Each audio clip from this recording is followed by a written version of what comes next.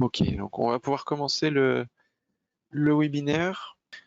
Et donc au niveau de ce webinaire, donc je serai donc votre présentateur, Damien Tonnet. Il y aura également tout au long du webinaire Monsieur Cosmaseya qui sera présent et qui pourra répondre à vos questions. Donc la thématique du webinaire d'aujourd'hui sera la partie modélisation et calcul de structure en béton armé dans RFM6 et RSTAB9, donc les logiciels de Delubal Software. Donc deux logiciels de nouvelle génération pour le calcul de structures multimatériaux, et là aujourd'hui plutôt orienté sur la partie béton. Au niveau des questions, s'il y a des questions pendant ce webinaire, vous pouvez utiliser l'interface dédiée ici de GoToWebinar pour poser vos questions directement et on pourra y répondre. Si jamais vous avez des questions et que vous avez oublié de les poser ou vous y pensez plus tard, notez l'adresse mail info@delubal.fr. Vous pourrez nous faire suivre vos mails à la suite du webinaire. Donc, au niveau de ce webinaire, on va traiter dans un premier temps une partie modélisation pour la partie structure en béton sur RFM6. Donc, on va voir comment modéliser rapidement une poutre, puis après voir aussi tout ce qui est paramétrage, réglage au niveau de la partie ferraillage pour le béton. On va regarder tout ce qui est création, combinaison de charges. On va ensuite faire la partie calcul et vérification sur la structure en béton selon l'Eurocode 2. Donc on verra sur deux exemples, un petit exemple d'une poutre sur deux appuis avec un porte-à-faux et puis un modèle de bâtiment. On regardera plutôt la partie dalle, poutre nervure et puis poteau. Et puis on finira par la partie documentation des notes de calcul. Ok, donc on va pouvoir passer à présent sur le logiciel. Donc là, je vais créer un nouveau modèle. Donc là, je suis sur le logiciel RFM6. Donc là, je crée un nouveau modèle. On va mettre poutre en béton. Ici, on va pouvoir choisir le type de modèle. Donc ici, nous, on va rester sur un modèle en 3D. On a plusieurs options 2D possibles. Ici, vous avez le dossier dans le gestionnaire de projet de Delubal Center. Donc, Delubal Center dans lequel vous retrouverez les informations sur votre compte utilisateur ainsi que tous les modèles classés. Je peux éventuellement l'ouvrir pour vous montrer. C'est des points qu'on a déjà vus dans les webinaires précédents. Si vous ne les avez pas vus, je vous invite à les consulter également. En attendant qu'il s'ouvre. Ensuite, on va pouvoir regarder la partie module. Donc ici, on va pouvoir, dans notre cas, venir sélectionner les modules qui nous intéressent. Donc maintenant, les modules dans ces nouveaux logiciels s'activent directement dès le début du projet. Vous pouvez activer et on va voir justement ce qui se passe par la suite au niveau des réglages. Donc là, ici, nous, on va s'intéresser à la partie vérification du béton. Donc on va demander à activer la partie vérification du béton et on verra justement les options qui vont s'activer en plus dans le modèle quand on va travailler dessus. Donc, si vous avez besoin de certains modules, vous les activez et les options s'activeront dans l'interface du logiciel pour chaque élément au niveau du modèle. Donc on pourra activer la partie acier, bois en fonction de ses besoins là-dessus et configurer le logiciel comme on le souhaite. Également, la nouveauté dans cette version RFM6 ou RSTAB9, vous avez directement accès à toutes les normes. Donc quand vous sélectionnez ici, donc on va pouvoir sélectionner la norme pour la partie chargement. Alors je vais faire un premier exemple où je reste tout avec l'Eurocode et les versions standards au niveau des annexes de l'Eurocode. Mais sur cette partie-là, vous pouvez sélectionner l'annexe qui vous intéresse. Pareil au niveau de la partie béton. Initialement sur RFM5 ou RSTAB8, vous aviez des modules individuels pour chaque vérification, chaque code, chaque norme. pour la partie Eurocode 2, la partie vérification béton selon les codes américains, canadiens. Vous aviez des modules vraiment spécifiques selon les normes. Là, directement, si vous êtes équipé avec le module dédié pour le béton, vous avez accès à toutes les normes internationales, Eurocode et autres. Et ici, vous pourrez après sélectionner pour les Eurocodes l'annexe qui vous intéresse. Donc là, je fais un premier exemple où je reste en standard avec l'Eurocode standard. OK, là on retrouve les autres options par rapport aux autres modules, mais qui ne sont pas activés pour notre exemple. On retrouve ensuite les paramètres, notamment sur l'accélération gravitationnelle, la valeur de G. Ici, on va travailler avec un axe global Z vers le haut, donc on peut le régler. Vous avez la main sur les orientations des axes locaux également. On reviendra sur d'autres paramètres plus tard dans ce webinaire. Ce sera tout à ce niveau-là. Ici, on pourra renseigner aussi l'adresse du projet et également, vous avez un lien directement aussi avec les données disponibles sur le site de Delubal Software avec les cartes qui vous permettent ici de renseigner directement l'adresse de votre projet et du coup de récupérer ensuite les informations par rapport à la zone de neige, vent, puis par la suite, ce sera également possible pour la partie sismicité, récupérer les informations pour la partie chargement, notamment charge climatique sur les modèles. Ok, je vous invite à voir notre précédent webinaire sur la charpente métallique où on a traité ce sujet-là. Et ce sera tout. À ce niveau-là, le Delubal Center, donc il est ici, il est ouvert. Ici, on peut voir donc des exemples de modèles directement dans mon gestionnaire de projet. Donc je peux retrouver tous mes modèles ici. Vous avez également accès à votre compte et aux informations de votre compte directement via le Delubal Center. Donc directement, en ouvrant le logiciel, vous avez accès à toutes les informations de votre compte utilisateur. OK, et je peux valider. Et on va commencer par créer du coup une poutre. Donc on va créer une poutre sur 2 appuis avec un porte-à-faux. Alors, il y a déjà des données de base qui sont renseignées, donc je vais juste supprimer toutes ces données-là.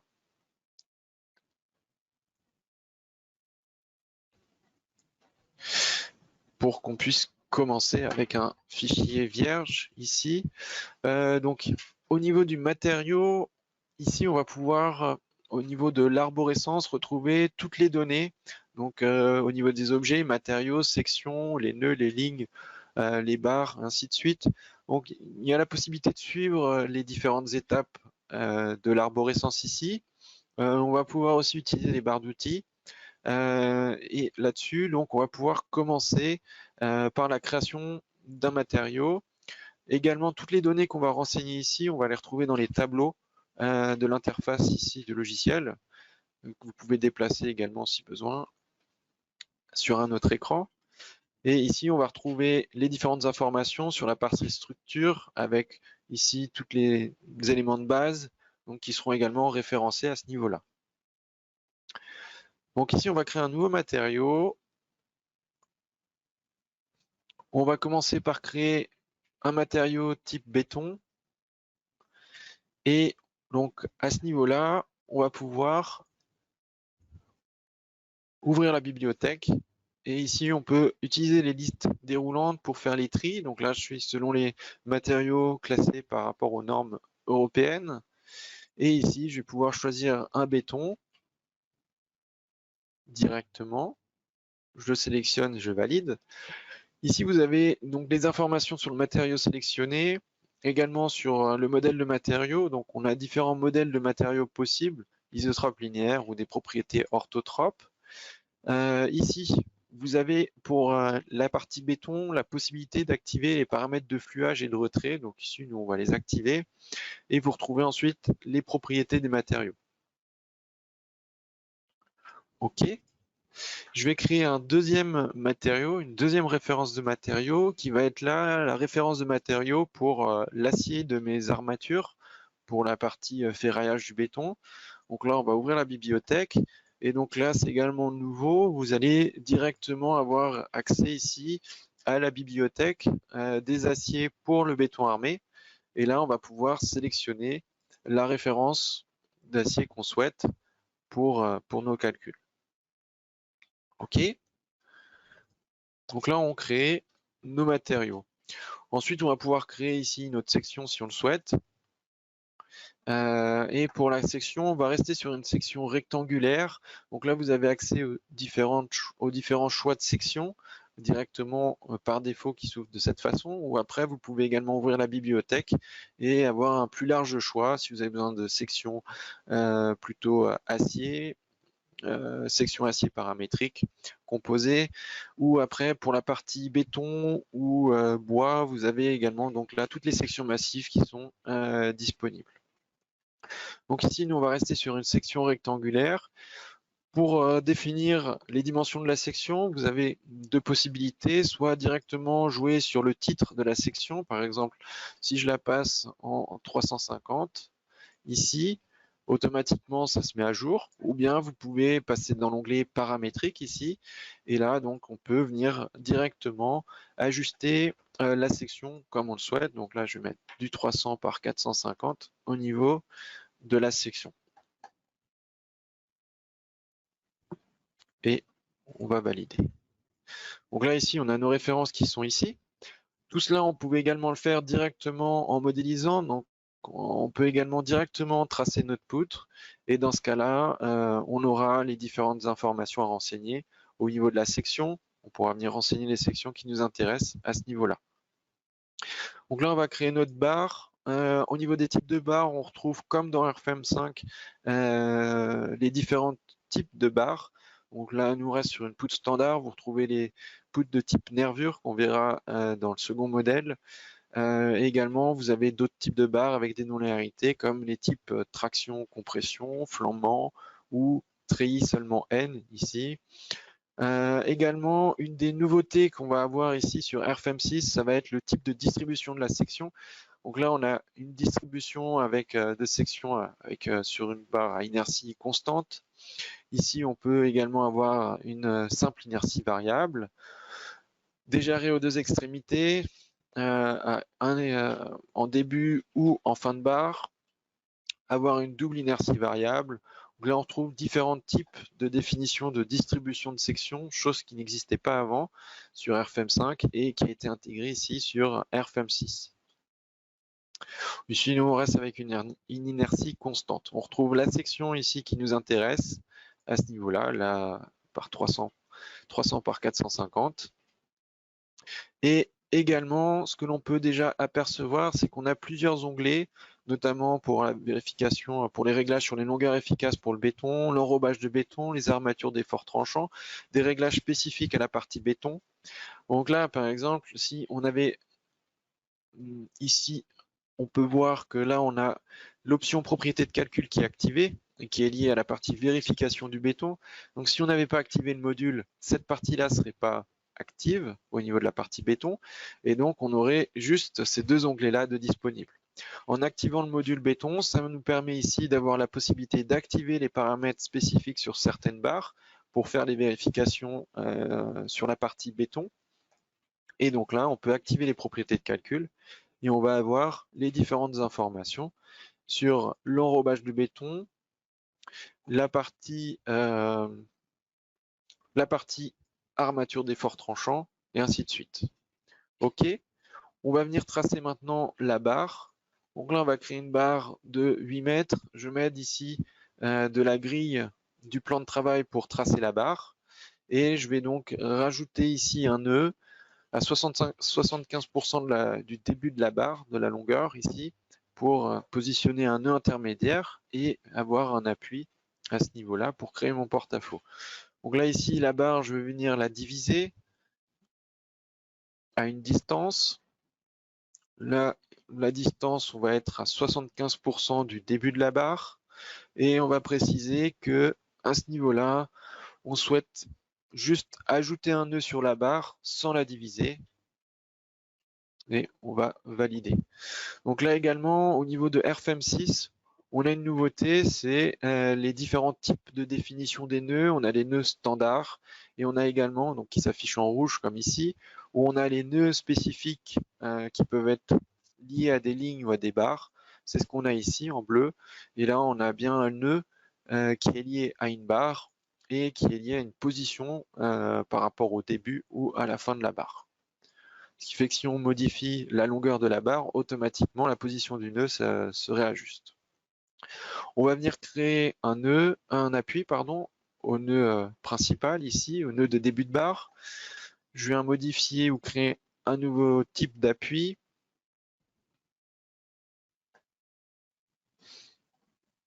Et donc ici, on va pouvoir venir définir donc les degrés de liberté. Également, si besoin, les raideurs. On a accès aussi à des non-linéarités au niveau de la définition des appuis. Ici, on va juste bloquer la rotation autour de l'axe phi-x global. Également, vous pouvez définir selon les repères globaux ou locaux et définir les réglages spécifiques à ce niveau-là au niveau des appuis. OK. Ici, on a défini l'appui. Je peux directement, avec un clic droit, jouer sur sa taille au niveau de l'affichage graphique. Et on va venir créer un second appui à ce niveau-là.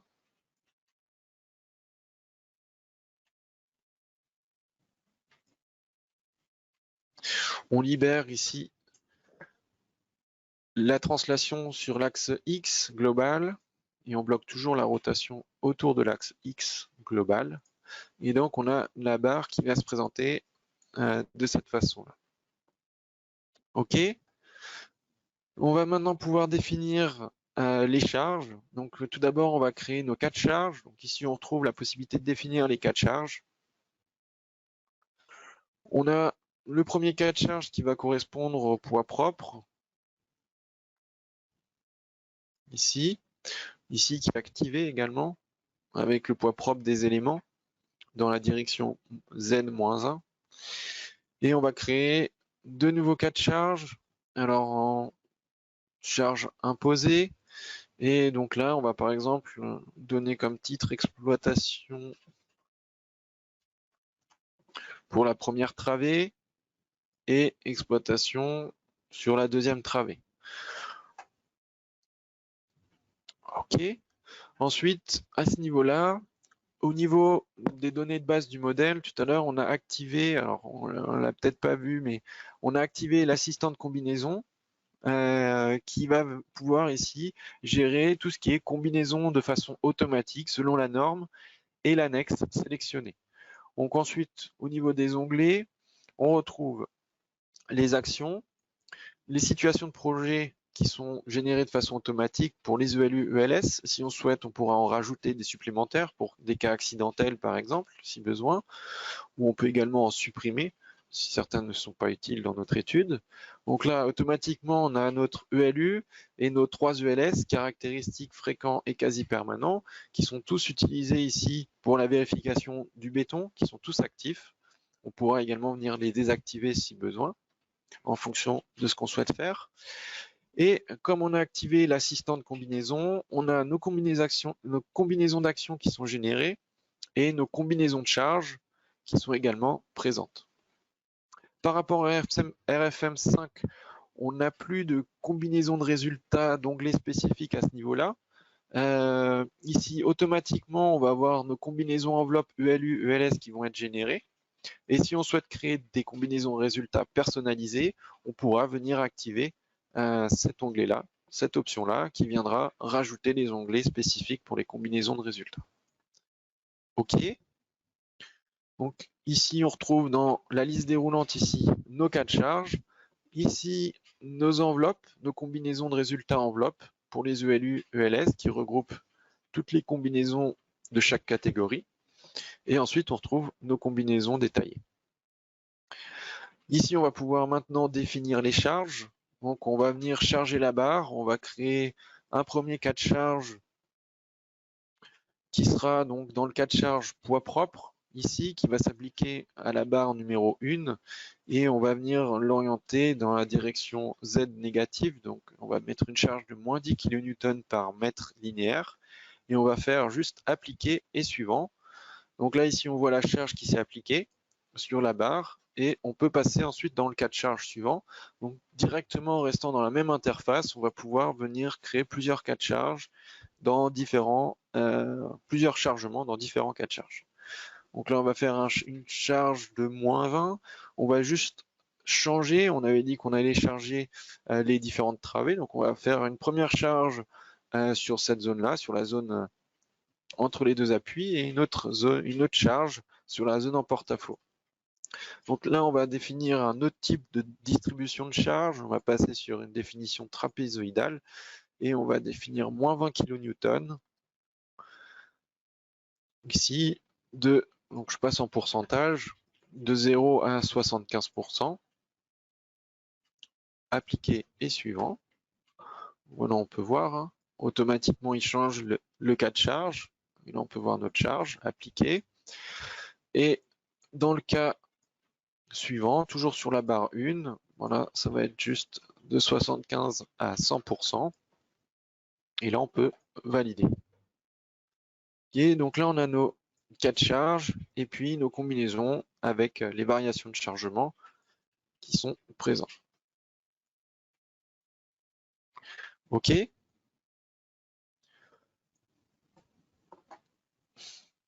On va pouvoir lancer par exemple dans un premier temps le calcul sur l'enveloppe ELU pour déjà voir le calcul et les résultats qu'on peut déjà obtenir juste sur une barre. Donc là, on va voir nos 4 combinaisons qui sont lancées au calcul. Également, au niveau de l'interface de RFM6, vous avez également les informations sur le temps de calcul. Donc là, ça allait assez rapidement. Vous pourrez voir après chaque combinaison, chaque étape de calcul, combien de temps est mis à partir du moment où il lance le calcul sur une combinaison. OK. Ici, on peut voir, on affiche ici les axes déformés de la barre. Donc, je peux éventuellement, si on veut mieux les voir, et si pour le moment les armatures qui s'affichent là peuvent peut-être, hop, on peut les masquer. Là, ce qu'on peut déjà voir au niveau des résultats sur la poutre, ça sera la déformation. Donc, on a deux axes violets ici déformés, puisqu'on est sur une enveloppe ici. Donc, on est sur l'enveloppe ELU des résultats, avec ici des formations max et min. On a également les informations sur les résultats d'efforts internes, également, au niveau de la barre. Hop, on peut passer par exemple sur les efforts VZ. Donc là, toujours une enveloppe, hein, donc on a plusieurs graphes qui se superposent. Ici, au niveau du panneau de contrôle, vous retrouvez la possibilité de jouer sur l'intensité de l'affichage graphique des diagrammes, OK, ou des déformations. Et puis après, on peut afficher par exemple les moments MY également à ce niveau-là. OK. Au niveau des déformations, je peux repasser dessus. Là, on est avec les axes déformés, mais là, vous avez également les paramétrages graphiques qui vous permettent d'afficher des déformations, des barres, par exemple, avec les sections colorées à ce niveau-là. Et vous pouvez, par exemple, afficher juste l'enveloppe max ou l'enveloppe min à ce niveau-là. Donc après, on va pouvoir jouer sur cette partie-là, si on souhaite, dessus. OK. OK, donc voilà par rapport au résultat de la barre. Maintenant, on va pouvoir s'intéresser plutôt à la partie béton et regarder donc. Déjà, on va on va réactiver la partie spécifique aux vérifications béton. Par défaut, comme on a activé le module, il nous a proposé en fait des armatures par défaut sur les barres. Donc là, sur notre barre, on va pouvoir déjà lancer le calcul sur cette barre telle quelle. Pour pouvoir lancer le calcul sur la partie béton, vous pouvez soit passer par ici, vérification sur le béton pour lancer le calcul, ou bien ici, on va pouvoir passer dans la partie du tableau, et ici, on va pouvoir retrouver la partie vérification béton, où on retrouve les informations sur les situations de projet qui sont à lancer au calcul, et utilisées pour le calcul, les objets à calculer avec les matériaux, les réglages également spécifiques pour le LU, pour le LS à ce niveau-là. Donc on pourra revenir dessus juste après. Donc on va déjà lancer le calcul pour la poutre avec le ferraillage proposé ici.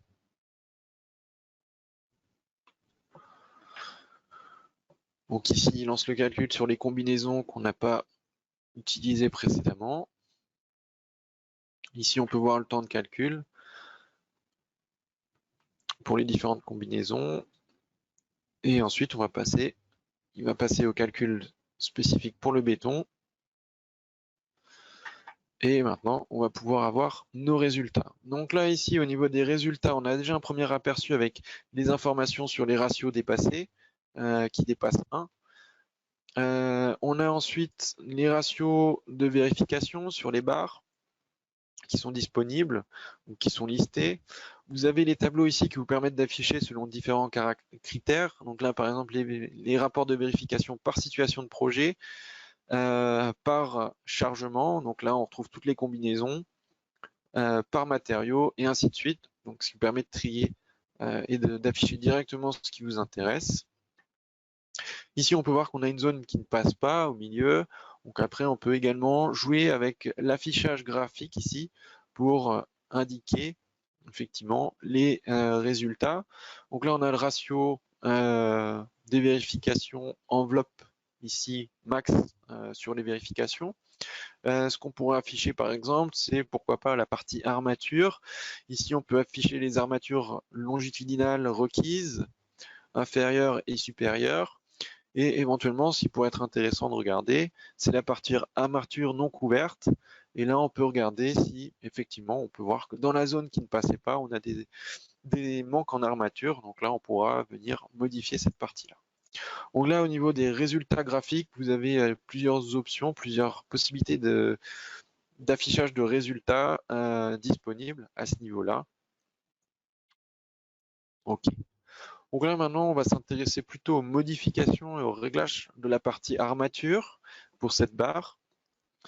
Et donc, pour cela, on va juste double-cliquer sur la barre pour revenir dessus et regarder les onglets spécifiques pour la vérification béton sur cette poutre. Donc, on a la partie longueur efficace ici que l'on va regarder dans le second exemple plutôt pour la partie poteau. Ici, on va pouvoir régler la partie enrobage de béton. Donc, on a un enrobage ici, un réglage initial de proposé. On va pouvoir créer également ses propres modifications, des nouveaux paramètres de réglage. Ici, on retrouve une petite aide graphique pour donner les informations par rapport aux classes d'exposition. Ici, je vais mettre en XC3 pour une zone avec une humidité modérée. OK. Et ici, on peut voir qu'en fonction de ce que l'on sélectionne, on a ici la schématisation de la section qui s'ajuste au niveau de l'enrobage. OK. On peut également définir directement des réglages avec des valeurs définies par l'utilisateur ou des réglages différents en fonction des faces. Et par exemple, ici, on peut mettre la face supérieure avec un premier réglage et les autres avec d'autres réglages. OK.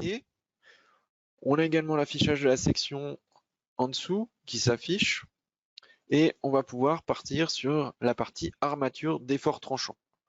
Donc au niveau des armatures d'effort tranchant, on va pouvoir, si on souhaite ici définir des zones de réglage spécifiques, on va pouvoir en rajouter. Et donc là, on va venir rajouter par exemple 4 travées de réglage au niveau de la partie des armatures d'effort tranchant. On va pouvoir modifier. Donc là, on va passer avec des distances de 10 cm au niveau des cadres pour la première zone. Et sur cette zone-là, on va pouvoir préciser jusqu'à quel niveau on sera. Ici, on va pouvoir préciser. Alors, on peut changer les réglages. On peut passer en valeur absolue. Et là, on peut préciser que cette partie-là, on va être jusqu'à 1,5 m au niveau du réglage. Automatiquement, ici, on a l'affichage dynamique qui nous indique les modifications apportées. Et ensuite, on peut passer à la suite. Donc là, automatiquement, il nous reprend le début à 1,5 m. On sera ensuite ici à 5 m. Au niveau de la partie espacement des cadres, on va passer à 20 cm. Il nous recalcule également le nombre de cadres, ici. Ensuite, on repasse à 0,1, donc 10 cm pour cette zone-là, de 5 à 7 mètres. Et puis, la dernière partie, on va la repasser ici à 0,2, ici, de 7 à 8 mètres jusqu'à la fin. Ok, donc là on peut voir ici l'affichage ici des cadres avec notre réglage. On va pouvoir après passer sur la partie armature longitudinale et à ce niveau-là, on va pouvoir maintenant effectuer des réglages spécifiques au niveau des armatures. Dans notre exemple ici, on va passer sur des armatures avec une répartition asymétrique ici. Et on va pouvoir régler donc par exemple les armatures sur la partie supérieure. Donc là on va passer avec 4 barres de diamètre 14. Ensuite on va pouvoir éventuellement rajouter des armatures intermédiaires ici, des barres intermédiaires. On va en rajouter 2 ici de diamètre 10. On les voit qui s'affichent également et qui sont représentés au niveau du modèle ici, de la représentation de la barre. Ok. Et ensuite, la partie inférieure, on va passer avec 4 barres de diamètre 20 qu'on va laisser comme ceci. OK. Ensuite, au niveau de la partie configuration de calcul, on va retrouver ici la possibilité de définir des réglages spécifiques pour les configurations ELU et ELS. Donc, on peut très bien, pour certaines barres, avoir besoin de définir des réglages autres, différents. Donc là, on pourra effectuer les réglages spécifiques pour les vérifications ELU. Donc là, on retrouve les différents paramètres pour les analyses au niveau des barres, l'analyse de stabilité et les différents paramètres de la norme. OK. Et idem pour la partie ULS, on va retrouver ici les réglages possibles à ce niveau-là. Il y avait un dernier onglet, c'était la partie flèche et appui de calcul. Ici, on va pouvoir préciser au niveau de l'analyse de flèches, de déformation, des appuis. Donc là, on va pouvoir préciser le type d'appui qu'on a en début de barre. Donc on va créer un appui en début de barre. On va préciser donc que c'est un appui ici en extrémité. On pourra préciser la largeur d'appui. Et ici, il nous indique qu'on a un nœud intermédiaire et on va préciser qu'on a un appui également sur le nœud intermédiaire. OK. Donc là, ils sont schématisés ici. On les voit, les deux blocs. Et ici, on va pouvoir les voir également. Alors, je vais juste réajuster la taille. Ici, on peut également les voir ici. Et ce qui nous indique ensuite, ici, par exemple, au niveau du contrôle de flèche, on va avoir un premier contrôle de poutre, donc avec une distance entre les deux appuis à 6 mètres, ici, d'une longueur de 6 mètres, et là de 2 mètres pour la partie en porte-à-faux. OK. Et maintenant, on va pouvoir relancer le calcul sur notre partie béton. Tous les réglages qu'on fait ici, vous allez également les retrouver dans la partie ici, type pour la vérification du béton. Également, vous retrouvez également au niveau des barres les paramètres sur les appuis ici qui sont disponibles. Donc tout ce que vous faites au niveau des onglets, vous les retrouvez également dans l'arborescence ici. On lance le calcul.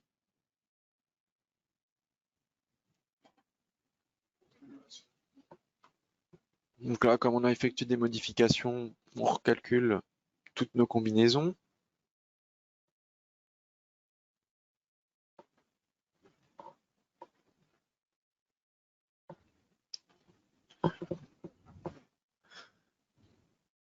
Ok, donc on peut voir les différentes combinaisons qui en sont lancées au calcul en même temps. Et là, on va finir avec la partie vérification béton.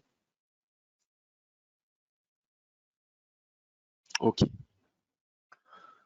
Ok, donc on peut afficher l'enveloppe des résultats.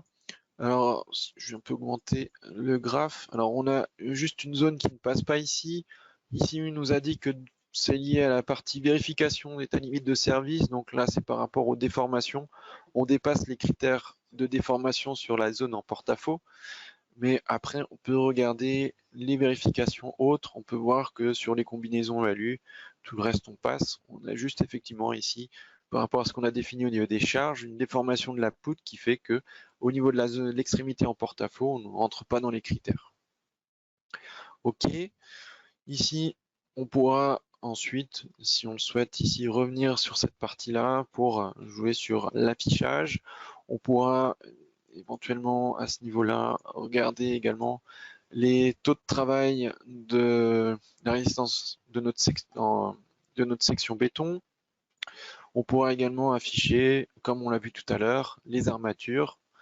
Par exemple, ici, afficher nos armatures prévues pour la partie inférieure et supérieure, et puis comparer avec éventuellement les armatures requises initiales. OK. Vous retrouvez ici les codes couleurs disponibles là, et si besoin, vous pouvez juste double-cliquer sur une couleur ou cliquer sur une couleur ici du panneau de contrôle pour changer si besoin. OK.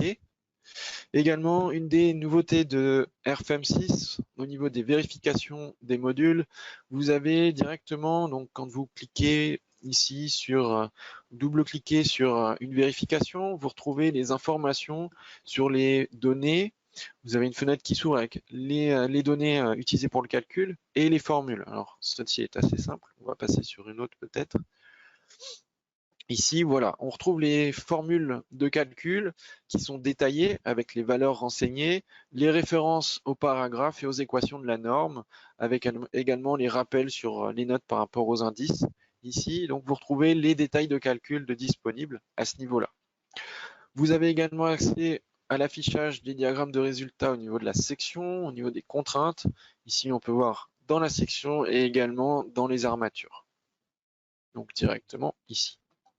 Vous pouvez après passer sur les différentes combinaisons si besoin ou le long de la barre, vous déplacez le long de la barre et sélectionner également les vérifications qui vous intéressent.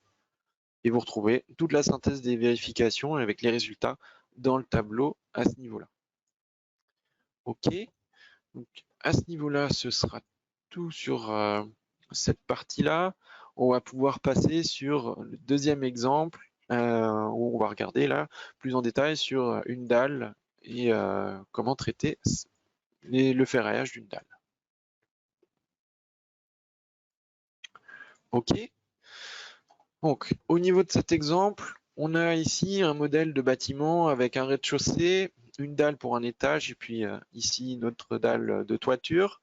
Au niveau du modèle, on a défini ici 4 cas de charge. Un premier cas de charge qui correspond au poids propre de la structure, le poids propre des éléments modélisés.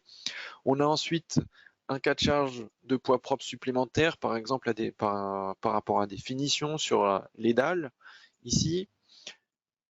Une charge d'exploitation, d'occupation du rez-de-chaussée et de l'étage, et puis une dernière charge ici, une charge de neige appliquée au niveau de notre toiture. OK.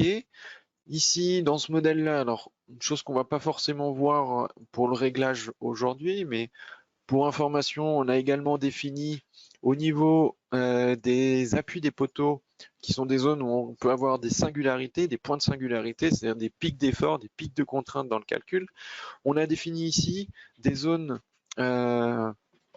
de modification des résultats qui avant s'appelaient donc des régions moyennes dans RFEM5, et au niveau de ces zones d'ajustement ici de résultats de surface, on a considéré que les résultats dans ces zones-là étaient nuls. Alors après, il y a plusieurs options, on peut également faire des moyennes à ce niveau-là. Ici, nous, on considère que les résultats sont nuls, voilà, pour éviter les pics, et après, éventuellement, qui nous indique qu'on a besoin qu'on retrouve des pics en quantité d'armature au niveau des zones d'appui de nos poteaux. OK. On a également défini des points de raffinement de maillage au niveau de ces nœuds-là. Alors, ils sont masqués, je peux les afficher.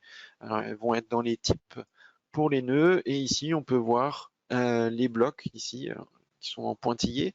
On peut voir la présence des zones de raffinement de maillage au nœud à ce niveau-là. Et donc, on a défini des zones de raffinement rectangulaires avec un maillage au centre de 10 cm.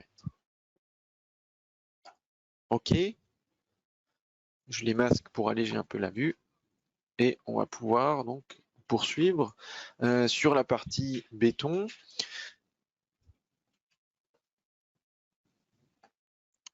Ici, donc au niveau de la surface, Pour la partie béton, on a un onglet, un dossier spécifique.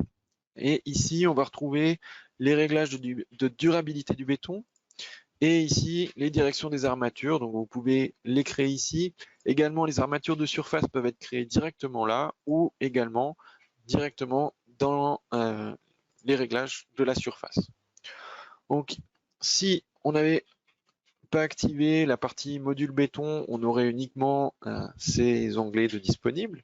Ici, on active la partie béton et la vérification, ce qui nous permet d'activer la partie réglage de l'enrobage. Vous pouvez modifier comme on l'a vu sur la barre précédemment. Ici, les réglages sur les directions des armatures, vous pouvez définir et régler également. Donc là, les armatures vont, au niveau de la première armature, va être orientée selon l'axe X local de notre surface. Vous avez ensuite la main sur la définition des armatures de surface. Donc ici, on va pouvoir définir des armatures. Vous pouvez définir différents types d'armatures sur toute la surface ou sur certaines zones de façon en définissant une zone rectangulaire, circulaire ou polygonale. Vous allez pouvoir définir des treillis, des barres d'armature, c'est ce qu'on va faire ici, ou bien directement des cadres au niveau de la dalle. Ici, nous, on va définir donc des barres d'armature de diamètre 10. On va laisser les réglages par défaut, donc avec un espacement des barres de 15 cm. Et ici, on va activer les armatures dans la deuxième direction, donc ça va se mettre à jour ici. On les applique au niveau de la face supérieure, en haut et en bas également. Vous avez la main, hein. Vous avez aussi l'aide graphique à côté qui vous indique en fonction des réglages que vous faites à ce niveau-là. OK. On va valider et on peut maintenant regarder ce qui se passe au niveau du modèle. Ici, après, vous retrouvez les configurations comme on l'a vu dans la barre précédemment et également les paramètres de réglage au niveau des flèches. OK. Ici, on peut voir la schématisation ici de notre ferraillage, de nos armatures avec ici la représentation de la position de nos lits supérieurs et inférieurs au niveau de la dalle. Et on va pouvoir lancer le calcul sur cette partie-là.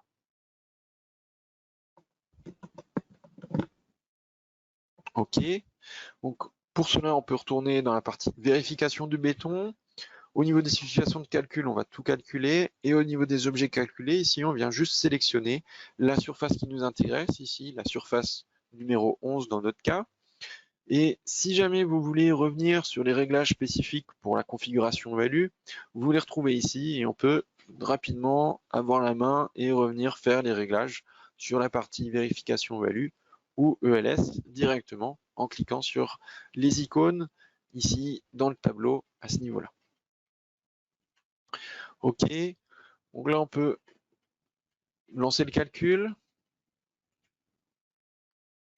Et on va pouvoir consulter les résultats qui vont nous être sortis pour cette dalle avec cette définition d'armature.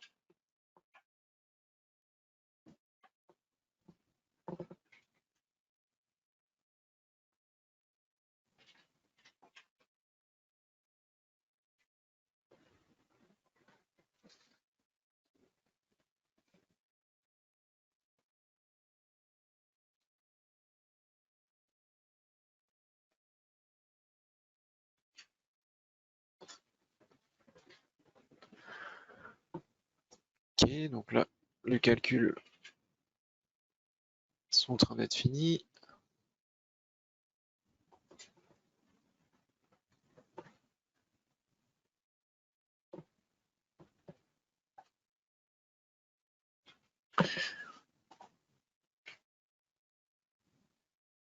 Donc là, on va pouvoir regarder les résultats des vérifications par rapport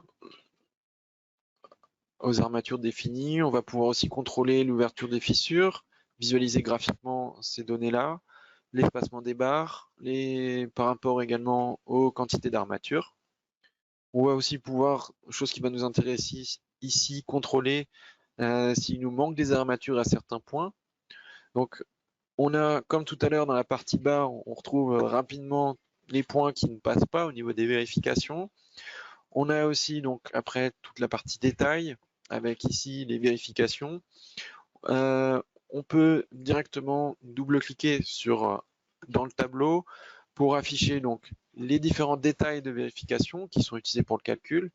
Et ici, on a la partie zone de calcul avec les formules qui est en train de se charger. Et donc, on peut consulter. Donc là, ça va nous permettre ici de voir directement les résultats avec également à chaque fois les références aux équations à ce niveau-là. Également, une nouveauté au niveau des fenêtres sur cette partie-là, pour la consultation des résultats, vous avez la main dessus, vous pouvez les déplacer sur un autre écran et réajuster également les tailles à ce niveau-là. OK. Ici, au niveau des résultats graphiques que l'on va pouvoir afficher, alors on va peut-être juste isoler la surface qui nous intéresse. Hop, je fais un lasso. J'affiche uniquement les éléments sélectionnés et je peux masquer ce qui est pas actif ici en arrière-plan. Et ici, on peut afficher donc les résultats pour la partie vérification ELU. Donc là, on retrouve les données au niveau des résultats pour la vérification ELU, pour les vérifications ELS par rapport aux vérifications de contraintes. Ici, on a la zone d'échelle de couleur qui nous indique ici les informations sur ici les taux de travail. Également, on a les pourcentages ici qui nous indiquent en fait la représentation de ces résultats-là sur le modèle. Donc ça veut dire qu'ici, on a 15% des résultats entre 0,11 ici, donc 11% et 0, entre 0 et 11%, ça représente 15% des résultats qui sont affichés ici sur notre surface. OK, donc c'est ce à quoi correspondent les pourcentages ici.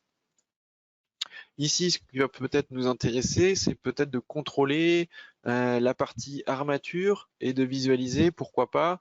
Ici, donc, on a les armatures requises qui sont demandées. Ici, passage, je vous ai précisé tout à l'heure qu'on avait défini des régions moyennes passant les résultats à 0. Donc là, on peut voir que ici, il nous indique les valeurs de 0 au niveau des besoins en armature. Mais par contre, en périphérie, on a besoin d'armature. Donc là, on peut consulter les armatures au niveau de la face du lit supérieur et du lit inférieur au niveau de la dalle. OK. On a ensuite ici les armatures prévues. Ici, on a la même quantité partout, puisqu'on a défini une seule couche, un seul type d'armature en haut et en bas dans les deux directions. Et là, on peut regarder les armatures qui ne sont pas couvertes. On peut voir qu'ici, pour le lit supérieur, ici, on a des besoins en armature dans cette zone-là. Ici. Et pour la partie inférieure, on peut voir qu'ici, on a aussi des besoins en armature qui s'affichent. OK, donc ça nous permettra éventuellement de contrôler les zones qui auraient besoin d'être renforcées au niveau des armatures. Donc à ce niveau-là, on va pouvoir effectuer des modifications au niveau de la surface. Et donc pour cela, alors je vais juste masquer peut-être les armatures de surface.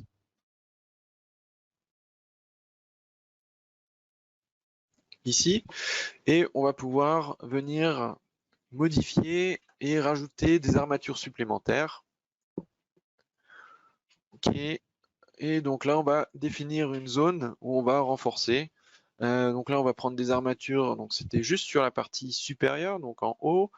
On va prendre dans les deux directions. On va rester comme ça. Vous avez la main éventuellement pour faire des décalages. Donc si on voulait décaler les armatures, le lit d'armature ici, là, on va directement superposer ici.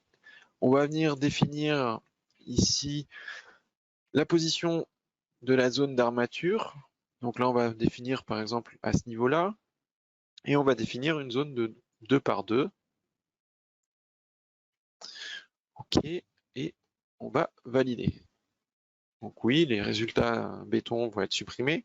Ici, on retrouve la nouvelle zone définition d'armature au niveau de la surface. Elle est représentée ici. Et cette zone d'armature, je peux venir la déplacer si besoin pour pouvoir venir renforcer d'autres zones. Par exemple, si je veux, je peux directement les glisser ici pour pouvoir rajouter des zones déjà présentes et juste les déplacer, les copier rapidement pour pouvoir après régler le ferrage de notre dalle. OK. Avant de relancer le calcul, on va voir les autres paramètres. Donc dans ce modèle-là, on a également des poutres de type nervure qui sont définies. On les retrouve ici. Ces poutres de type nervure, donc si je prends celle-ci, elle va intégrer donc une partie de la dalle.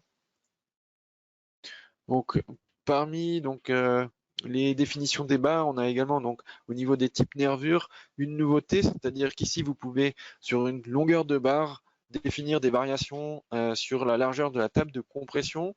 Donc là, on peut la visualiser ici. On peut voir la poutre. On a une première longueur ici avec une largeur et ici on a une variation, une diminution à l'approche ici de l'appui sur le voile. On a défini une diminution ici de la largeur de la table de compression. Donc là-dessus, ça c'est une nouveauté dans RFM 6, vous avez la main dessus et vous avez la possibilité donc de définir plusieurs variations le long d'une barre. Et également au niveau de la variation, vous pouvez donc soit définir un réglage brut comme ça, ou soit avec une variation linéaire. Hop, vers la fin de la table de compression. OK. Cette représentation ici de la poutre nervure, vous pouvez également l'afficher graphiquement. Par défaut, c'est masqué pour alléger un peu la visibilité. Mais là, on peut voir donc ici les nervures avec les tables, les largeurs de dalles qui sont prises pour la partie table de compression. Là, on va venir modifier celle-ci. Et donc, on va juste venir au niveau de la variation pour la table de compression. On va venir juste définir ça du début et vers la fin à ce niveau-là. Les largeurs sont définies ici selon l'Eurocode. Vous avez également la possibilité de modifier cette partie-là.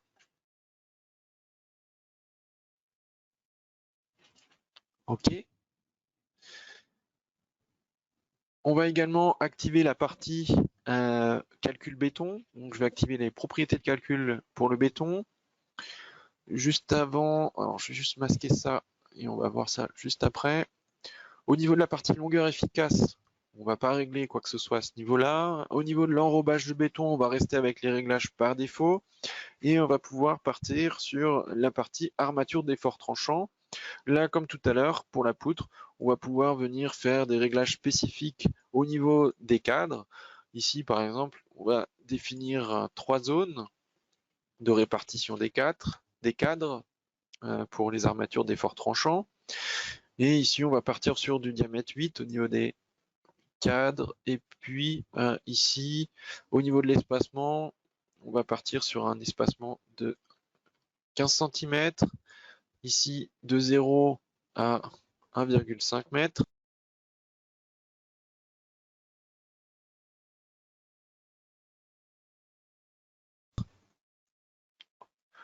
Pour la seconde zone, ici, on va rester avec un espacement de 30 cm. On va juste passer avec un diamètre de 8. Et à ce niveau-là, on va aller jusqu'à 3,5 m. OK. Et puis la dernière partie, ici, on va repasser avec un espacement de 0,15, un diamètre 8. Au passage, là, on voit le calcul qui est fait pour les nombres de cadres. Et ici, donc, on est jusqu'à la fin. OK. Donc là, on peut voir la répartition des cadres en 3 zones. On va pouvoir passer après aux armatures longitudinales. Au niveau des armatures longitudinales, on peut rester ici avec une répartition symétrique. On va juste peut-être modifier le diamètre des barres. On va passer en diamètre 12 à ce niveau-là. Et ensuite, ici, on a ici la section de notre poutre nervure qui est présente. Sauf que notre poutre, en réalité, on a la zone de la table, de la dalle ici, la table de compression qui est ici. Et on a un ferraillage qui doit être présent à ce niveau-là. Donc là, une des nouveautés dans RFM6 pour le calcul des poutres nervures, on a intégré ici la possibilité de récupérer les données à partir de ce qu'on a défini dans la dalle, donc dans la surface. Donc ici, on va pouvoir venir activer cette option-là, et donc il va venir récupérer les paramètres par rapport aux armatures de notre dalle pour définir des armatures longitudinales dans cette zone-là au niveau de la nervure. Ok, on les voit représentées également ici et on revoit ici les différentes données qui sont également présentes ici. Ok, et là on a la représentation des armatures.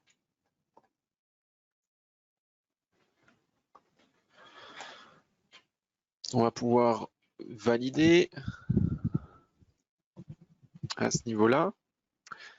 Donc là, on peut voir la représentation de nos armatures ici. Maintenant, ce qui va nous rester sur ce modèle-là, sur les points qu'on souhaite voir aujourd'hui, ça va être la partie stabilité pour les poteaux, également la partie poinçonnement. Donc on va venir déjà faire la partie poinçonnement. Par exemple, on va activer les vérifications poinçonnement sur ces 4 nœuds pour les poteaux, ici. Donc ici, on va pouvoir venir sélectionner les éléments, venir modifier les nœuds, et on va pouvoir venir activer les vérifications au niveau du poinçonnement. À ce niveau-là, vous retrouvez les paramètres affectés pour la vérification value ici, et vous avez la main si besoin pour pouvoir modifier ces paramètres-là. OK. On va également venir régler donc la partie poteau pour l'analyse de stabilité. Alors pour la partie poteau, on va avoir une fonctionnalité intéressante qui va être l'utilisation des barres représentatives. On va pouvoir revenir dans les données de base du modèle et venir activer cet affichage-là. Donc là, on peut, dans les paramètres et options, activer les barres représentatives.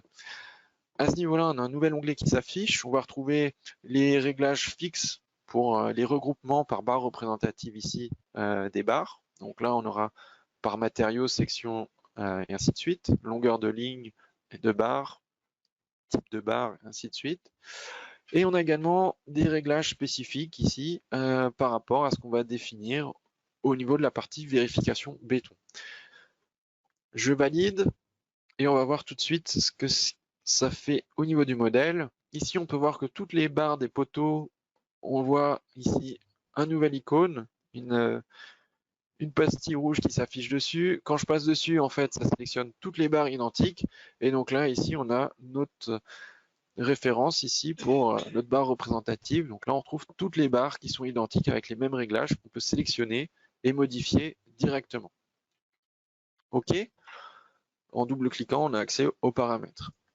Ici, on va s'intéresser uniquement aux poteaux de la zone inférieure. Donc, je vais utiliser la barre représentative ici pour isoler tous les poteaux.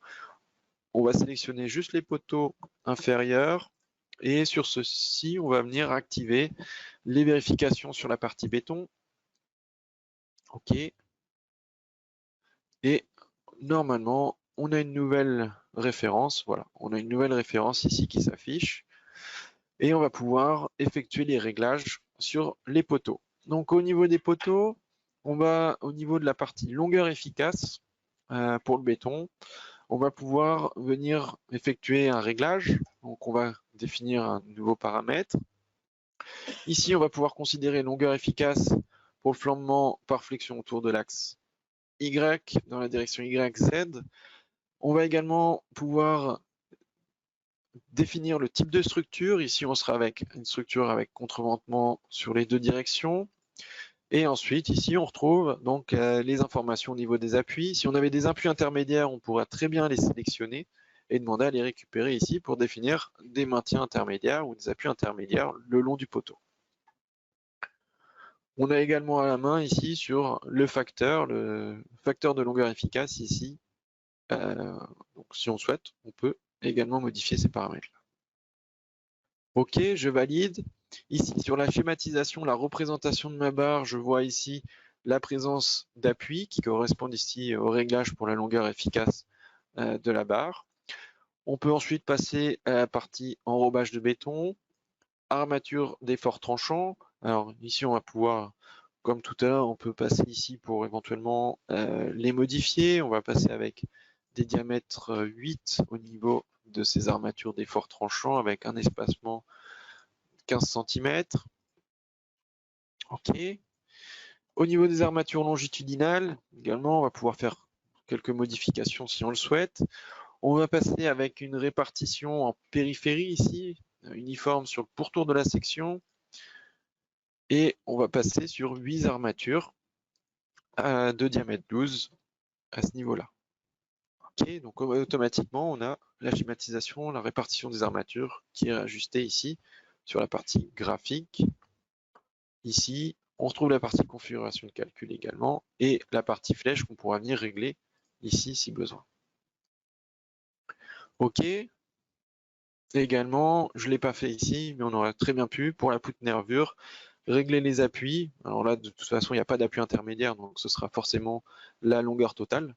Mais on pourrait préciser les appuis à ce niveau-là pour les contrôles de flèche. OK. Et maintenant, on va pouvoir procéder à la partie calcul. Donc ici, on va repasser dans la partie vérification du béton. Au niveau de simulation de projet, on reste sur ça. Au niveau de la partie objet à calculer, donc là, on va venir sélectionner les éléments supplémentaires. Donc au niveau des barres, on va avoir les barres. Donc on avait une poutre nervure ici. Et puis également, on a tous nos poteaux ici. Donc je peux faire un petit lasso comme ça. On va pouvoir également venir sélectionner, donc là je valide. On a également des nœuds de poinçonnement, on en a défini 4 qui sont ici. On va pouvoir venir sélectionner, OK, et ensuite on va pouvoir lancer le calcul.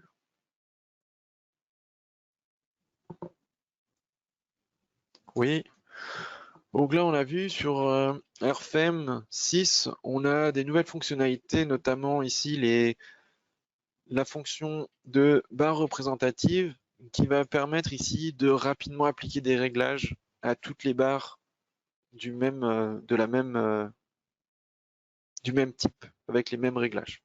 Donc là, directement, on a, pour les poteaux qui étaient identiques ici, on a fait les réglages des armatures, ça a appliqué les réglages pour toutes les barres de cette référence de barre représentative. Donc, ce qui permet ici de gagner du temps sur justement l'utilisation et sur la paramétrisation du modèle à ce niveau-là. On a également vu les nouveautés par rapport aux poutres nervures, au réglage des poutres nervures, par rapport à l'intégration de la largeur de la dalle et aux variations de dalle possibles, et à l'intégration aussi des armatures longitudinales de la dalle pour ces barres-là. Également, alors on l'a vu dans le modèle tout à l'heure, je ne l'ai pas mentionné, quand on a calculé les résultats sur la surface, mais ici on a fait un réglage aussi pour préciser qu'au niveau des surfaces, on tient compte qu'on a des poutres nervures, donc ça veut dire que les largeurs de dalles qui sont intégrées dans les poutres nervures sont pas prises en compte dans l'affichage des résultats de nos résultats de surface. Donc on a également ce point-là qui s'affiche graphiquement. Comme ça, on pourra vérifier la partie barre et la partie surface et pas cumuler différents résultats qui se superposent. Donc ici, on peut afficher les résultats. Juste, je reviens rapidement du coup sur les résultats. Donc là, on peut afficher, si on souhaite, les résultats déjà sur la surface. Si je repasse là-dessus, là, on peut voir les zones où on a les poutres nervures. Alors, ce sera peut-être plus visible à certains endroits. Ici, par exemple, on a des résultats qui s'affichent, des besoins d'armature qui ne sont pas affichés, puisqu'on a les poutres nervures qui sont présentes. OK, c'était ça. Ici, ce qu'on va pouvoir regarder, donc Par rapport aux besoins en armature, tout à l'heure, on avait vu que au niveau de la surface, on a des zones qui étaient en manque au niveau des armatures, avec des armatures non couvertes au niveau des surfaces. Donc là, on peut repasser dessus, vérifier si maintenant on est couvert partout. Donc là, on a 100% couvert. OK. Ensuite, pour les surfaces, ce sera peut-être tout là-dessus. On peut regarder maintenant les résultats. Les barres qui s'affichent avec ici les armatures requises en haut et en bas, supérieures et inférieures, qui sont affichées pour la poutre nervure ici. OK. On peut également afficher ici les armatures requises au niveau pour les efforts tranchants, au niveau des cadres. Ici, ce qui peut nous intéresser, par exemple, si je souhaite visualiser ici les taux de travail des sections, ça va être de regarder les vérifications sur les barres. Hop, les enveloppes ratio au niveau de la vérification de résistance des sections ALU. Et donc là, on va pouvoir visualiser. Alors là, elle superpose. On va pouvoir, par exemple, isoler juste cette barre-là, voir les taux de travail. Également, si on souhaite, comme on pouvait le faire sur RFM5, on va pouvoir venir sélectionner la barre et visualiser les résultats dans des diagrammes de résultats, ici. Donc là, on peut les visualiser.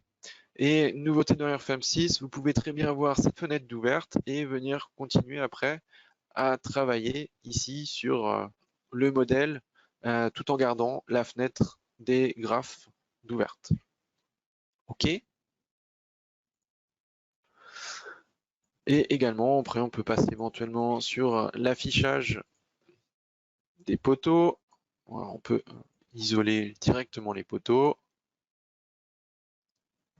Et ici, afficher également les résultats graphiques au niveau des poteaux. Au niveau des résultats dans les tableaux, ici, vous allez pouvoir donc revenir comme tout à l'heure, visualiser ici les ratios de vérification sur les barres. Vous pouvez retrouver donc directement en double-cliquant sur la barre les informations.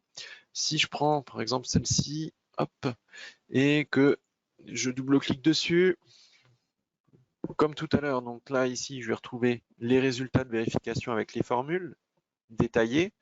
Chose qui pourrait être intéressante également, c'est d'afficher les diagrammes d'interaction. Donc ça c'est nouveau sur RFM6. En activant ici la partie diagramme d'interaction, on va pouvoir visualiser le diagramme d'interaction en 3D ici pour la barre.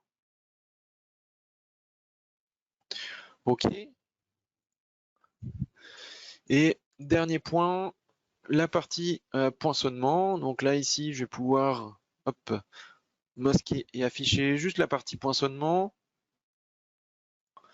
Et donc ici, par exemple, on va pouvoir visualiser, pourquoi pas, au niveau des nœuds ici, la vérification au niveau des nœuds. Ici, donc, je vais pouvoir soit augmenter ici cette partie-là, je pourrais visualiser donc ici les résultats sur la partie vérification du béton pour cette partie-là en poinçonnement. Donc là, j'ai les taux de travail qui s'affichent. Je peux également changer si je souhaite, passer en isoling pour visualiser juste les bandes de contour.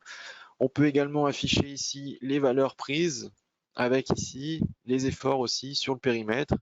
Donc là, les efforts directs ou les efforts lissés sur le périmètre de la zone de poinçonnement. OK. Donc voilà ce qu'on pouvait vous montrer sur la partie vérification sur le béton. On va rapidement voir la partie documentation. Donc au niveau de la documentation, on va pouvoir créer un nouveau rapport d'impression. Et ici,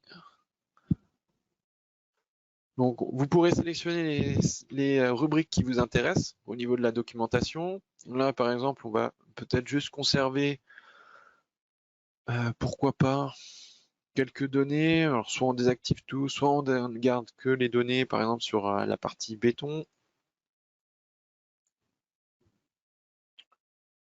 Toc. Donc sur la partie résultat d'analyse statique, pas besoin. On va juste garder les paramètres globaux ici du modèle avec les configurations ELU, ELS, pourquoi pas, les sections. Bon, on va garder juste ça. Pour la documentation, après on pourra venir sélectionner les rubriques qui nous intéressent. Ce qui va nous intéresser pour la suite, ça va être la documentation du rapport.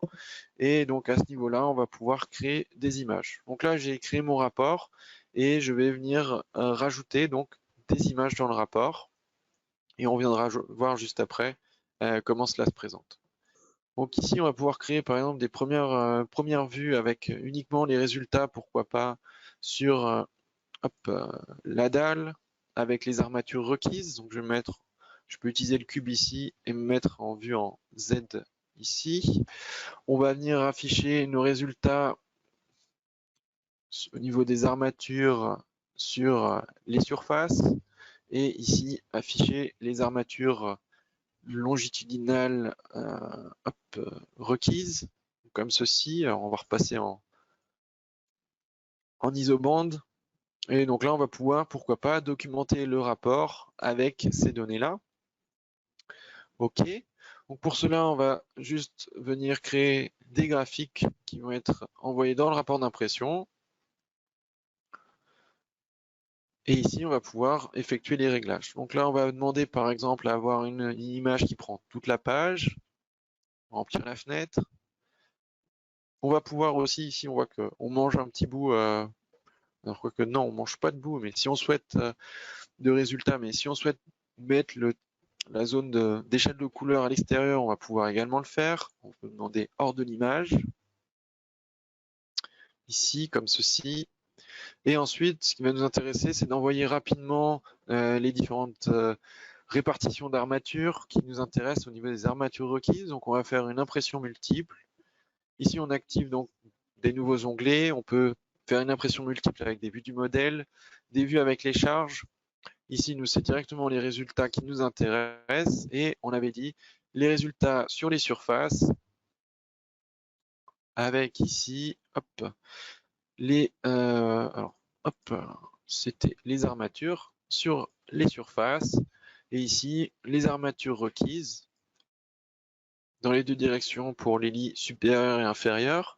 Ici on voit on a 4 images sur 4 qui vont être créées. On peut revenir dans la partie générale et voir donc nos images créées.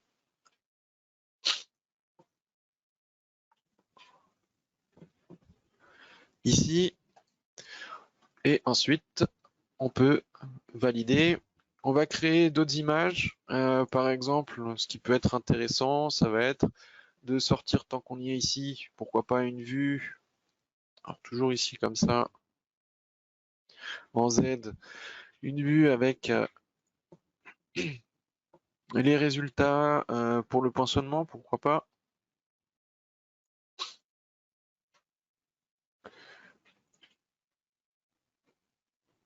Alors c'était pas dans les armatures, c'était les vérifications ici. À ce niveau-là, alors soit comme ceci, soit en isoligne, on peut rester comme ceci. Et ici, on va pouvoir créer une nouvelle image pour l'envoyer dans le rapport. Alors là, on fait une impression unique. Ici, on peut remettre, pourquoi pas, l'échelle de couleur dans la fenêtre. Alors, je vais juste la réactiver. C'était à l'intérieur de l'image. OK. Et puis, une dernière image qui pourrait être utile peut-être, ce sera une visibilité, par exemple, au niveau des armatures, des vérifications de notre poutre nervure ici. On va l'isoler. On va se mettre en vue en Y. Et puis, on va pouvoir, pourquoi pas, alors afficher de nouveau la schématisation des armatures, se mettre, pourquoi pas, en vue transparente. Et au niveau des résultats, afficher taux de travail ici. OK. Et donc, documenter une image comme ceci pour le rapport. On va prendre juste une hauteur à moitié de la page. Donc 50% de la page. OK, et on va valider, on enregistre et on demande à afficher le rapport. Et maintenant, on va pouvoir voir le rapport avec l'intégration des images à ce niveau-là.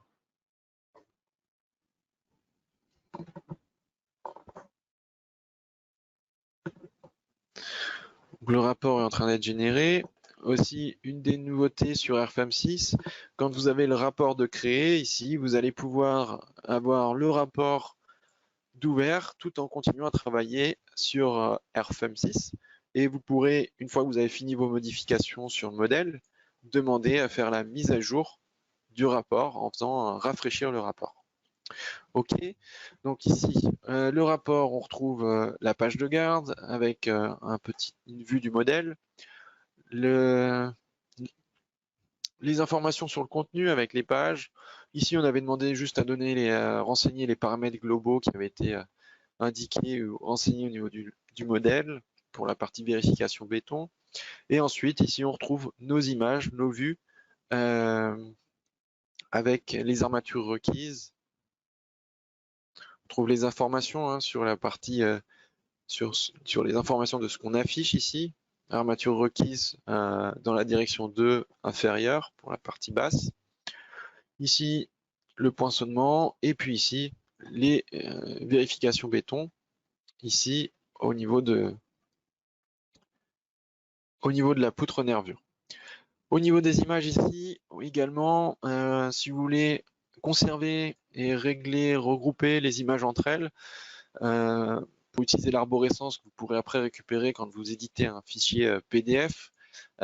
Ici, vous pouvez créer des nouveaux dossiers. Par exemple, on va pouvoir créer un dossier ici pour les résultats sur les surfaces.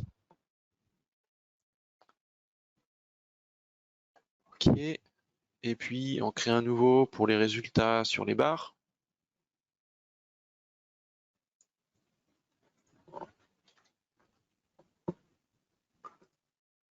OK. Et ensuite, à ce niveau-là, vous pourrez donc directement venir sélectionner les images et venir les glisser là où vous le souhaitez, à ce niveau-là, comme vous le souhaitez. OK. Donc voilà ce niveau-là. Et après, bien évidemment, vous pouvez également, dans le rapport d'impression, donc intégrer aussi des zones de texte, des documents extérieurs à RFM, vous avez des captures d'écran, des pages d'autres documents comme des documents techniques. Vous pouvez les intégrer au rapport et ensuite l'éditer au format PDF. OK. Et hop, ça, je peux partir et revenir là-dessus. Donc voilà au niveau de ce webinaire, de ce qu'on souhaitait vous montrer, vous présenter sur la partie béton, sur les vérifications, sur les paramétrages au niveau des surfaces, des barres, pour la définition et les réglages des armatures. Les vérifications que vous pouvez avoir dans la partie tableur ici, dans l'interface RFM. Également les détails de calcul qui là vous permettent également d'avoir vraiment accès aux formules de calcul détaillées. Si jamais vous faites des contrôles à la main, ça vous permet d'avoir vraiment les détails de calcul. Vous pouvez aussi ensuite insérer pour la note de calcul et sortir pour imprimer si besoin la liste de détails de calcul. Donc voilà à ce niveau-là.